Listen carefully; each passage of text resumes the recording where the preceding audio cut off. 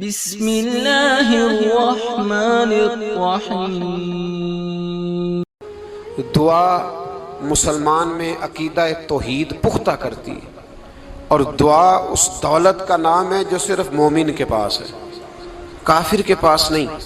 نبی پاک علیہ السلام نے فرمایا الدعاء صلاح المومن، دعا مومن کا ہتھیار ہے، کافر کے پاس یہ ہتھیار نہیں ہے۔ مومن جب اپنے مالک کے حضور دعا مانگتا ہے نا، دنیا میں آپ کسی سے زیادہ مانگیں تو وہ ناراض ہو جاتا ہے، وہ کہتا ہے بھائی تو نے تو کام بنا لیا ہے، کل بھی دیا تھا، پرسوں بھی دیا تھا، روز روز تجھے کون دے۔ میرے نبی پاک علیہ السلام نے فرمایا جو اپنے رب سے زیادہ مانگتا ہے رب اس سے زیادہ راضی ہوتا ہے، زیادہ راضی ہوتا ہے۔ اب دعا مخصوص اوقات نہیں دعا کے، فرمایا اذا دعان، جب بھی دعا مانگو گے تمہارا رب تمہاری دعا کو، جب بھی دعا تو دعا کرتے رہنا چاہیے، ہر وقت دعا میں بندہ شامل رہے، اللہ کے ذکر میں شامل۔ یہ جو قرآن مجید نے کہا نا یا ایھا الذین آمنوا اذکروا اللہ ذکرا کثیرا، اے ایمان والو اپنے رب کا ذکر کثرت سے کرو، وسبحوہ بکرۃ واصیلا، اور صبح و شام اسی کی پاکی بیان کرو۔ تو اس سے مراد یہ نہیں ہے کہ تسبیح لے کے سارا دن مسجد میں بیٹھے رہو اور کام کوئی نہ کرو، بلکہ اس کا مطلب یہ ہے کہ روٹی شروع کرو تو اللہ کے نام سے، اختتام کرو تو اللہ کے نام، سو جاؤ تو رب کا نام لے کے، سویرے اٹھو تو اللہ کا نام لے کے، جب تمہیں کوئی چیز اچھی لگے تو ماشاءاللہ کہو، جب کوئی مصیبت آئے تو کہو انا للہ و انا الیہ راجعون۔ تو سارا دن اللہ کا ذکر جاری رہے گا۔ نبی پاک صلی اللہ علیہ وسلم نے مسلمان کو ایک دوسرے سے ملنے کا طریقہ بتایا۔ مصیبت آئے تو کیا کہنا ہے؟ صرف فوت کی پہ نہیں کہنا، اس کی وضاحت کر دو۔ کوئی بھی الذین اذا اصابتہم مصیبہ، جب بھی کوئی مصیبت آئے، اللہ کے بندے کہتے ہیں ہم اللہ کی طرف سے آئے ہیں اور اللہ کی طرف ہی ہم نے لوٹ جانا۔ تو میرے عزیز ہر وقت اللہ کا ذکر جاری رہے گا، ہر وقت زبان پہ رب کریم کا۔ دیکھیں نا نبی پاک علیہ السلام نے ہمیں ملاقات کا طریقہ بتایا۔ ایک صحابی آئے تو انہوں نے آ کے کہا السلام علیکم، نبی پاک علیہ السلام نے فرمایا رب تعالیٰ نے اسے 10 نیکیاں عطا فرمائی ہیں۔ دوسرے آئے تو انہوں نے کہا السلام علیکم ورحمۃ اللہ، تو محبوب فرمانے لگے، امام بہقی نے اس کو لکھا ہے، محبوب فرمانے لگے رب کریم نے اسے 20 نیکیاں عطا فرمائی۔ ایک اور آئے، عرض کیا السلام علیکم ورحمۃ اللہ وبرکاتہ، محبوب فرمانے لگے اللہ نے اسے 30 نیکیاں عطا فرمائی۔ اچھا اس کا مطلب کیا ہے؟ السلام علیکم، تم پر سلامتی ہو، سادہ ترجمہ یہ ہے کہ تم سلامت رہو، تم سلامت رہو، ورحمۃ اللہ وبرکاتہ، تم پر اللہ کی رحمت بھی ہو اور اس کی برکتیں بھی ہو۔ وہ کیا کہتا ہے؟ وہ کہتا ہے وعلیکم السلام، تم پر بھی سلامتی ہو، ورحمۃ اللہ وبرکاتہ، اللہ کی رحمت ہو اور اس کی۔ یہ جو مسنون دعائیں ہیں نا جو حضور نے ہمیں دعائیں سکھائیں ہر موقع پہ، ان کا کمال دیکھیے۔ اب ایک مسلمان نے آتے کہا السلام علیکم، اس کا مطلب کیا ہے؟ تم پر۔ اب وہ جھگڑا کرے گا اسے مارے گا، اس کا مال چھینے گا؟ اس نے تو آتے ہی کہا ہے تم پر سلامتی ہو۔ تو جو سلامتی کی دعا دینے والے ہیں وہ جیب تھوڑی کاٹیں گے، وہ غبن تھوڑی کریں گے، ڈاکہ تھوڑا ڈالیں گے۔ اسلام نے لفظ ہی وہ سکھایا ہے کہ فرمایا جب تم نے ملنا ہے تو تم نے دعائیں کرنی ہیں ایک دوسرے کے لیے۔ اب ہمارے ہاں نئے نئے لفظ آ گئے، ٹیلی فون اٹھایا تو کہا ہیلو، اس کا کیا ترجمہ ہے؟ کون ہے؟ اس کا کیا ترجمہ ہے؟ جی جناب، اس کا کیا مطلب؟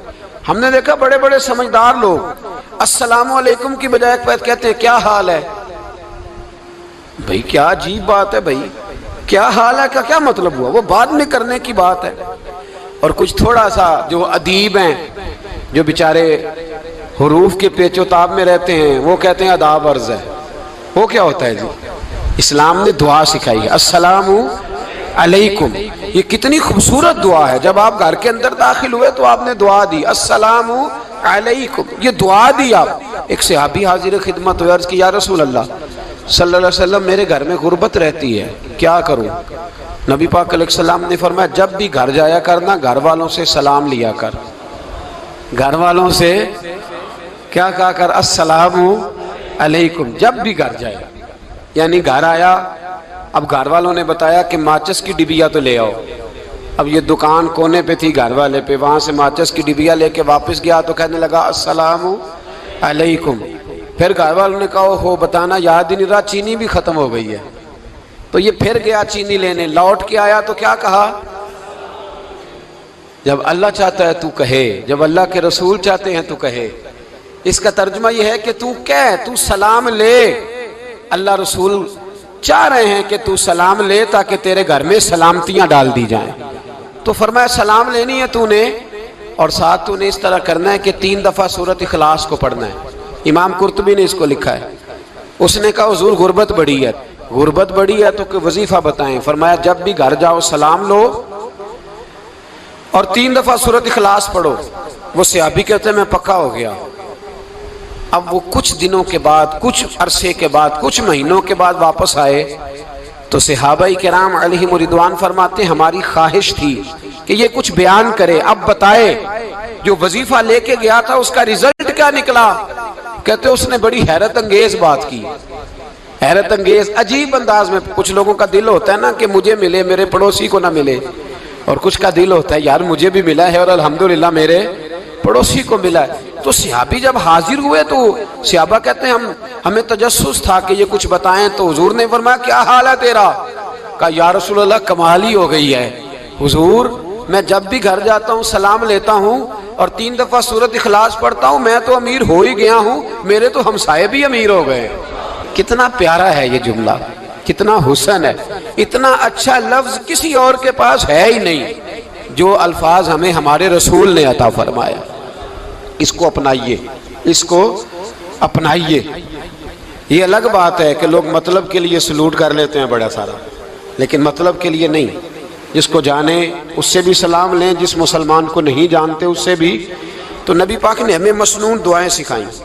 رات کو جب سونے لگیں اللہ کے رسول صلی اللہ علیہ وسلم نے ہمیں دعا سکھائی۔ حضور نے فرمایا جب سونے لگو تو مسلم شریف میں فرمایا تم نے یہ دعا پڑھنی، اللہم باسمک اموت و احیا۔ تم نے کہنا اے اللہ میں تیرے نام پر مرتا ہوں اور تیرے نام پر جیتا ہوں۔ نبی پاک صلی اللہ علیہ وسلم نے ایک حدیث میں فرمایا کہ یہ جو نیند ہے نا یہ موت کی چھوٹی بہن ہے، یہ موت کا ایک حصہ ہے۔ جس طرح انسان سو جائے تو کوئی خبر نہیں ہوتی کیا ہو رہا ہے، بالکل وہ اٹھا ہے تو اس نے کہا ہو یہ کیا ہوا، سو جاتا ہے نا آدمی اسے خبر نہیں ہوتی، اوہو میں نے تو 11 بجے اٹھنا تھا یہ تو 3 بج گئے، اب اسے خبر نہ رہی۔ سوتے ہوئے لوگ چوری کر لیتے ہیں، بلکہ اس طرح بھی ہوتا ہے کہ آدمی نے گکھڑ اترنا تھا، وہ پنڈی سے آ رہا تھا لیکن وہ سویا ہوا تھا، آنکھ تب کھلی جب کاموں کی آ گیا تھا، اب اس کا اس پر زور۔ تو فرمایا کیا پتا اب تو کھل گئی کاموں کی، جا کے لاہور جا کے کسی جگہ پہنچ کے، تو یہ بھی ممکن ہے کہ کھلے ہی نہ، نیند ہی موت کا سبب بن جائے۔ تو کہہ کے سو کہ یا اللہ تیرے نام پہ سو رہا ہوں، اللہ کس نام پہ سو رہا ہوں۔ یار اگر ہم ان دعاؤں کا حسن سمجھے مت، اللہم باسمک اموت و احیا، یا اللہ میں تیرے نام پہ سوتا ہوں اور تیرے نام پر اٹھتا ہوں، گویا کہہ رہا یا اللہ میری نیند بھی تیرے فضل سے ہی ہے، اور اگر آنکھ کھل جائے تو وہ بھی تیرے فضل سے ہی ہے۔ کتنا اعلیٰ نبی پاک علیہ السلام نے انداز سکھایا۔ اور پھر بخاری شریف میں حدیث موجود ہے، فرمایا جب اٹھو تو کہو الحمدللہ الذی احیانا احیانا بعد ما اماتنا والیہ النشور۔ فرمایا جب تم سو کے اٹھو تو پھر کہو اے اللہ ساری تعریفیں تیرے لیے، تمام تعریفیں جس نے ہمیں موت کے بعد حیات دی، موت کے بعد فرمایا احیانا بعد ما اماتنا، ہمیں مرنے کے بعد گویا اللہ کا شکر ادا کر کے آنکھ کھل گئی۔ دیکھیں کس طرح اسلام مسلمان کو اللہ کے ساتھ جوڑتا ہے۔ فرمایا شکر کر، آنکھ کھل گئی، کہ یا اللہ تیرا شکر ہے تو نے موت کے بعد ہمیں دوبارہ حیات عطا فرمائی، یہ شکر ادا کرو۔ گویا تم یہ نہ کہنا کہ میں اٹھ گیا ہوں تو میرا کمال ہے، یا یہ نہ سمجھنا میں اٹھ گیا ہوں تو میں بڑا پابند ہوں، جب میں ارادہ کر لوں کہ میں نے 11 بجے اٹھنا ہے تو پھر میں اٹھ جاتا ہوں۔ یہ نہ کہنا کہ یہ الارم بڑا اچھا ہے، یہ مجھے اٹھا لیتا ہے۔ ذہن کے اندر خیال کر کہ نیند تو موت کی طرح تھی، یہ جو میں اٹھ گیا ہوں تو اپنے رب کے فضل سے اٹھا ہوں، جو میں اٹھ گیا ہوں، جو ابھی اٹھے ہیں وہ تو بول دینا کم از کم کہ میں اپنے رب کے فضل سے اٹھ گیا ہوں۔ تو دعا سکھائی۔ پھر دیکھیے نبی پاک صلی اللہ علیہ وسلم نے فرمایا جب تم بیت الخلا میں جاتے ہو نا، واش روم میں جاتے ہو، تو گندی چیزیں ہوتی ہیں وہاں، شیطان ہوتے ہیں، جنات ہوتے ہیں، یہ گندگی پہ ہوتے ہیں۔ جب تم واش روم جاؤ، بیت الخلا جائے، تب بھی دعا مانگو۔ کیا دعا مانگو؟ وہ دعا بھی نبی پاک صلی اللہ علیہ وسلم نے ہمیں تعلیم فرمائی اور بخاری میں ہے، کہا پڑھا کرو اللہم انی اعوذ بک من الخبث والخبائث۔ کہو اے اللہ ناپاک چیزوں سے میں تیری پناہ مانگتا ہوں، وہ نر ہوں یا مادہ ہوں، اللہ میں تیری پناہ مانگتا ہوں۔ واش روم کے اندر بہت ساری بری چیزیں ہوتی ہیں، جوان میری بات پر توجہ فرمائیں، وہاں بہت ساری گندی چیزیں ہوتی ہیں۔ انسان کئی دفعہ واش روم میں جاتا ہے، اسے وسوسے زیادہ آتے ہیں، یہ نوٹ کریں میری بات کو۔ اصل میں نا ہم بات ڈھونڈ رہے ہیں علاج اپنی بیماریوں کا، حالانکہ علاج تو سارا مدینے والے رسول کے پاس موجود ہے، محبوب کے پاس ساری دوائیاں ہیں۔ تو نبی پاک علیہ السلام دیکھیں نا، انسان واش روم میں جاتا ہے اسے وسوسے آتے، برے خیالات آتے، وہ گناہ کی طرف کئی دفعہ مائل ہوتا ہے، تو کہا تو دعا پڑھ کے جا اللہم انی اعوذ بک، یا اللہ میں تیری پناہ مانگتا ہوں، من الخبث والخبائث، ہر خبیث اور بری چیز سے میں تیری پناہ مانگتا ہوں، وہ نر ہو یا یار کتنا عظیم دین ہے، کتنا عظیم میرے مصطفیٰ کریم کا وہ والا دین ہے۔ اصل میں اللہ کرے بی اے پاس بچے کو بیت الخلا کی دعا بھی یاد ہو جائے، ایسے یاد ہو جائے، اور اس کے ماں باپ سمجھ لیں کہ جوان ہو گیا ہے، تو اب ہو سکتا ہے اس کی طرف شیطان حملہ زیادہ کرے، اسے خراب کرنے کی کوشش کرے، تو لہٰذا اسے دعا سکھائی جائے تاکہ اس کو پہلے سے پتا ہو کہ میں نے اس بے ایمان سے بچنا کس طرح سے۔ اب آپ دیکھیے نبی پاک علیہ السلام نے ہمیں دعا سکھائی، مصنف ابن ابی شیبہ میں۔ کون سی دعا؟ واش روم سے نکلنے کی۔ اللہ اکبر، بڑی زبردست دعا ہے، بڑی زبردست۔ آپ یقین کریں اس ایک ایک دعا پر ایک ایک پورا بیان ہو سکتا ہے، ایک ایک۔ یہ اس لیے نہیں میں کہہ رہا کہ میں کوئی عالم فاضل آدمی ہوں، آپ کہیں گے کہ بتا رہے ہیں میں بڑا پڑھا لکھا ہوں، صرف یہ عرض کر رہا ہوں کہ اس کے فوائد پر، ثمرات پر جو اللہ تبارک و تعالی امت کو دیتا ہے، ان دعاؤں کی جو فضیلت حدیثوں میں آئی، اور پھر جو اس کے فوائد ہے، اور اس پر بات کروں تو ایک دعا تقاضا کرتی ہے کہ اس پر پورا ایک لیکچر ہونا چاہیے۔ دیکھیے آپ واش روم سے نکلے، دعا کیا ہے؟ دعا کے لفظ کے الحمدللہ الذی، ایک حدیث میں لفظ ہے غفرانک، غفرانک، اے اللہ میں تجھ سے بخشش چاہتا ہوں۔ اور جو مشہور اور معروف ہے مصنف ابن ابی شیبہ کی روایت، فرمایا الحمدللہ الذی اذھب عنی العذاب وعافانی، فرمایا اے اللہ تیرا شکر ہے، واش روم سے نکلا ہے تو کہہ رہا ہے یا اللہ تیرا شکر ہے تو نے مجھ سے اذیت دور کی، وعافانی، اور تو نے مجھے عافیت عطا کر دی، اذیت دور کر دی اور عافیت۔ بولیے واش روم سے نکلا ہے تو کیا کہتا ہے؟ یا اللہ تیرا شکر ہے تو نے مجھ سے اذیت دور کر دی اور مجھے عافیت۔ ڈاکٹر حکیم ہومیوپیتھک ایک چیز پر متفق کم ہوتے ہیں، پتہ ہے نا آپ کو، لیکن اس بات پر سب کا اتفاق ہے کہ اگر کسی کو قبض ہو جائے نا تو شاید 70 یا 72 بیماریاں لگ جاتی ہیں اس کو۔ اور جب آدمی کو قبض ہوتی ہے نا، پیٹ کے اندر فضلہ جم جاتا ہے، خارج نہیں ہوتا، اس کو اعصاب کی بیماری ہوتی ہے، اس کے ذہن پر اثر ہوتا ہے اس چیز کا۔ آپ یہ مت سمجھیں کہ کھانا کھانا یہ کمال ہے، اللہ نے یہ بھی نعمت بنائی ہے کہ کھانا جب خارج ہوتا ہے تو وہ بھی اللہ کا بہت بڑا احسان ہے۔ تو فرمایا تو سمجھا ہی نہیں، اگر تجھے قبض ہو جاتی، تیرے پیٹ کے اندر وہ چیز جم جاتی، تیرے لیے کتنی تکلیف کا باعث تھی۔ ان لوگوں سے پوچھئے جو اس کے بیمار ہیں، اس کے مریض ہیں، وہ کتنی تکلیف میں رہتے ہیں، سر میں درد ہوتا ہے، سر چکراتے ہیں۔ ایک بہت بڑا روڈ ایکسیڈنٹ ہوا تو ڈرائیور سے لوگوں نے پوچھا کہ مسئلہ کیا ہے، تو کہنے لگا میں قبض کا مریض ہوں، تو میں کھانا کھا لیتا ہوں تو میرے ذہن پر وہ اس قدر زیادہ گیس کا غلبہ ہوتا ہے کہ میں سخت تکلیف میں ہوں۔ نبی پاک علیہ السلام نے ہمیں سمجھایا اور بتایا کہ سمجھ لو یارو، کھانا کھانے کی نعمت تو اللہ نے تمہیں عطا فرمائی ہے، لیکن کھانا کھانے کے بعد اس کا اخراج بھی اللہ کی بہت بڑی نعمت ہے، تو اللہ کا شکر ادا کرو۔ پھر جب آپ گھر سے نکلیں گے تو بھی اس کی دعا ارشاد فرمائی، بسم اللہ तवक्कलतु अलल्लाह, अल्लाह के नाम से घर से निकलता हूँ और मैंने भरोसा भी अल्लाह के नाम पे किया। जब घर से निकलें तो किसके नाम पे भरोसा करें? बोलिए। हज़रत राबिया बसरिया रहमतुल्लाह अलैहा, आप तशरीफ़ ले गई हज करने, जिस दिन वापस आई अपना ऊँट कह गई जाती दफ़ा, कहने लगी अल्लाह मैं तेरे हवाले करके जा रही हूँ और बिस्मिल्लाह तवक्कलतु अलल्लाह, भरोसा भी तेरी ज़ात पे है। जिस दिन वापस आई ना उसी दिन किसी ने बताया कि अम्मा आज ही तेरा ऊँट मर गया है। तो ऊँट के सराहने खड़ी होकर कहने लगी मौला मैं तो तेरे नाम पे, तेरे पे भरोसा करके गई थी, तेरे हवाले, मैं तो तेरे घर गई थी। तो लोग कहते हैं अम्मा के मुंह से लफ्ज निकले तो ऊँट जिंदा होके खड़ा हो गया, खड़ा हो गया ऊँट। तो अम्मा कहने लगी नहीं तुम्हें ही गलती लगी है, मरा ही नहीं था, पहले से ही मौजूद था, वह अपनी करामत भी नहीं जाहिर होने दी। तो भाई घर से निकले तो किस लफ्ज पर कि या अल्लाह मैं तेरे भरोसे पे निकल रहा हूँ।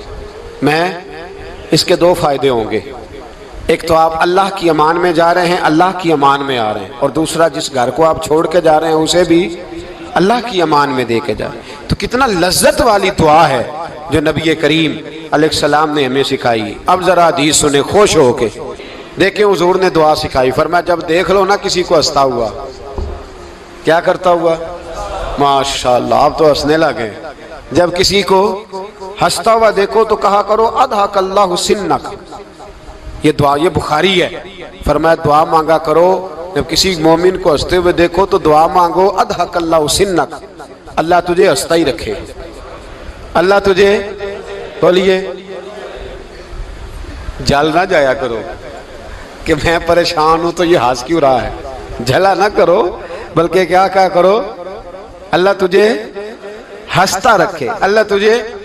नबी पाक सल्लल्लाहु ताला अलैहि वसल्लम ने फरमाया, तिरमिजी में हजरत उसामा बिन ज़ैद रदी अल्लाह ताला अन्हु से हदीस मरवी है, हुजूर ने फरमाया जिसने किसी के साथ एहसान किया और जिस पर एहसान किया, अगर उसने ये दुआ पढ़ दी ना जज़ाकल्लाहु खैरा, तो फरमाया उसने अल्लाह की भी पूरी हम्द कर दी और मोहसन का सही शुक्रिया भी अदा कर दिया। क्या कहना है? जज़ाकल्लाहु, अल्लाह तुझे बेहतरीन जज़ा अता करे। इसका तर्जुमा क्या है? अल्लाह तुझे बेहतरीन, क्योंकि हुजूर फरमाते हैं मल्लम यशकुरुन्नास वलम यशकुरुल्लाह, जिसने बंदों का शुक्रिया अदा नहीं किया उसने अल्लाह का भी शुक्रिया अदा नहीं करना। तो क्या कहना चाहिए? जज़ाकल्लाहु खैरा। और अगर अम्मा कहती हो बच्चों को अंग्रेजी सिखानी है तो क्या कहना है फिर? शुक्रिया अदा करने में क्या कहना है? Thanks, thank you. ओ खुदा के, इसका सवाब कितना है? बोले अंग्रेजी एक जुबान है, उसको जुबान ही रहने देंगे।